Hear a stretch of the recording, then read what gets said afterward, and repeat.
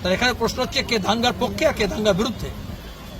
এখানে শুভেন্দু উস্কানি দিচ্ছে দাঙ্গা, হুমায়ুন কবির উস্কানি দিয়েছে, ওখানে ওই কার্তিক মহারাজের ধর্মীয় উস্কানি দিচ্ছে। ওর মুখটা খুলে দিচ্ছি বলে না, মুখোশটা ওর রাগ।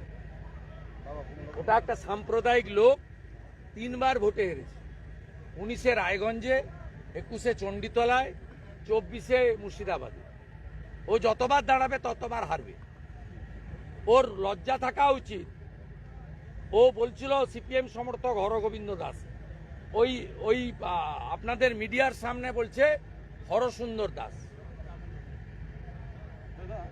ও মমতার দালাল, মমতার এজেন্ট, মমতার কাছ থেকে মাসোহারা পায়।